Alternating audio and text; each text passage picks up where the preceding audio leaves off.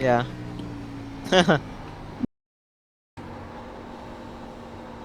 Racto.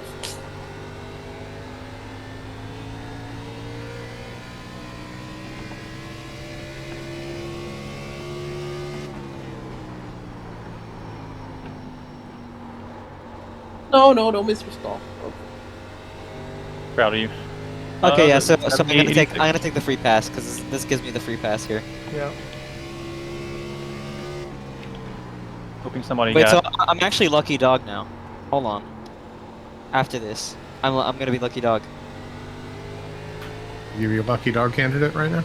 No, no, no. After this, I would be lucky dog. Oh, I think Oh, Ratcliffe yeah. got a. Andrew got a speeding penalty.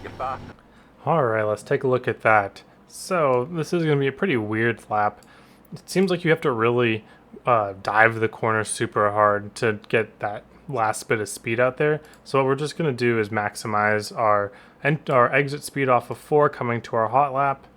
So I pretty much just drive all the way at the top of the track and turn my wheel until the car's weight shifts down the hill. Because for a while, as you're in the corner, it'll be kind of just lazily going up the top, maybe want to slide up a bit. Then at some point, the whole weight will shift and it'll want to go down the hill.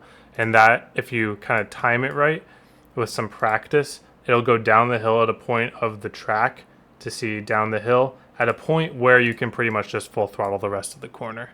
So if you do it too early, you won't be able to full throttle the whole corner. If you do it too late, you won't have the momentum. So you got to find the Goldilocks zone.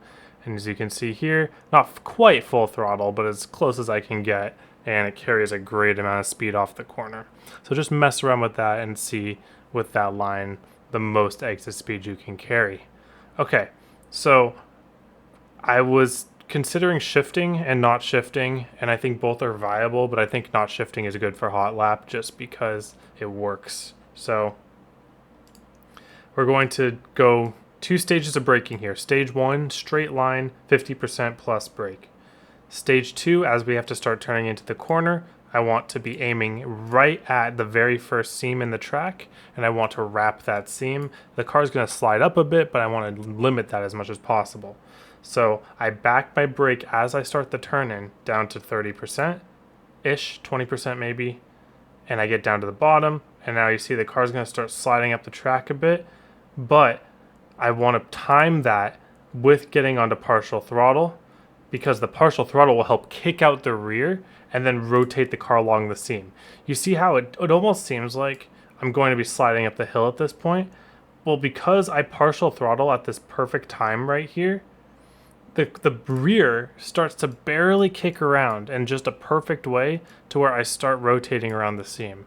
And that's going to take practice. But just keep in the back of your mind about half throttle right after you're done braking. Okay? So dragging brake, and then right as I start to slide up, I time that with the half throttle. You see I had to pedal it just a little bit because it was not cooperating at first, but then because I got it to stick, I'm able to just drive it pretty much. If I keep it down here long enough, then I can almost just smoothly throttle up and drive straight up the track. That's what I'm looking for. A lot of the times you're going to slide up early and have to wait even longer. That's just what happens if the car doesn't stick down there. But if the car does stick down there, you can smooth throttle up and drive straight up the track. Very loose, but it'll be possible at least. All right, 3 and 4, same idea. There's going to be a lot more sliding in this corner though. See, I do that little big brake, or I do the big brake for an instant, 50% brake for like an instant, but then I have to start turning into the corner, so I back it down to the 20 to 30. And now I'm just riding the brake until my car starts sliding up the hill, and then I time that with the partial throttle, and you can see here it sticks to the bottom yet again.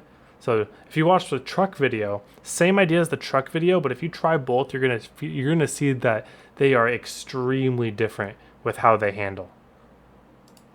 Because the truck wants to be down there. This Xfinity car does not want to be down there. This entire corner is made by this timing of brake to throttle.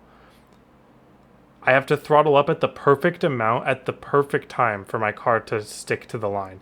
So it's almost like you want to catch the car coming back up the track and use the car's natural looseness under partial throttle to stick the car to that line. I'll do it one more time with no pauses here. All right, brake, then down to a trail, turn into the corner. Once the car starts sliding up a bit, time the partial throttle. It'll start rotating back down. Hold it, hold it, hold it, then smooth throttle up to 100% as you straighten out the wheel, and then just drive straight off the corner as close to the wall as you're comfortable with. So one of the more weird hot laps that you'll see, but there's a lot of room for pushing and experimenting, and I think that's really just what you guys need to do, is get out there, mess up some corners in testing, and experiment. All right, now let's go look at the long run.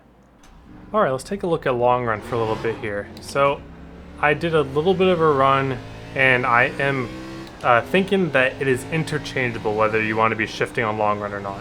And usually, if shifting is an option, you probably don't want to be doing it, but it all depends on what line you're able to run and how much tire you're using. Because I think this is going to be a huge tire saving race, because the right front tends to get really abused on this setup. So there's two ways you can go about this. Early braking is always good for New Hampshire. Don't brake too hard, or else you are going to lock up and go straight. So if you feel your car starting to go straight, that meant that you broke too hard. And that'll usually happen somewhere around 40%. So if you're going to brake harder than 40%, make sure that you back off into a drag before you turn in. And then just waiting on the car on partial throttle to rotate, not forcing full throttle early is going to be very key to saving your right front tire. So let's do a couple laps here of no shifting and just kind of see what that looks like. So you see I get back onto partial throttle and I'm just going to roll it. And then as I get off the corner, that's how you save tire. I could have full throttled a lot earlier than that, but it would have required me to burn some right front tire. And I didn't want to do that. So it's all situational, right? If you're battling somebody, you might have to. But if you have some room and you want to save, that's what you do. You just wait to get on full throttle until kind of the very end. But you can also push a little harder. So let's say I want to enter a little higher here, turn down a little earlier, and go try to get on the full throttle as early as I can. I can gain like half a tenth, a full tenth if I executed that better. But this is gonna put more wear on the right front. So I don't really recommend doing it at the beginning of the run unless you are really fighting for track position. Because at a place like New Hampshire, passing can get hard unless there is a huge tire disadvantage on somebody, which is very, very possible for somebody who burns up their stuff at the beginning of a run. Alright, so as we get a little bit further into this run, it becomes very possible to start shifting. I'll demonstrate it here. So let's say I want to go to the bottom, slow down early, downshift halfway through the corner, use the lower revs, and then get a better run off the corner. So we actually, it's comically even with not shifting in my opinion. So it's all down to your preference. What technique are you able to do and turn your steering wheel less? For me personally, I think that being in fourth gear helps me be more patient. When I'm in third gear in a corner, it sometimes makes me think I gotta rush things. And rushing things is a fast track to burning your right front tire. And you see it was even a little slower there. So let's try no shifting one more time. Might have overdriven that a little bit. It's okay, we'll just wait on it, wait.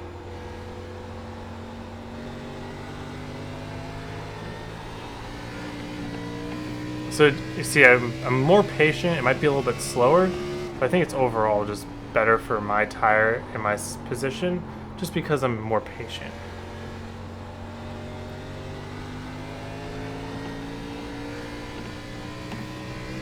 So honestly, that wasn't too bad. I really think that shifting and not shifting is pretty darn even. I would personally recommend no shifting, because I think that it's easier to build the better habits no shifting. So we'll finish off this lap here.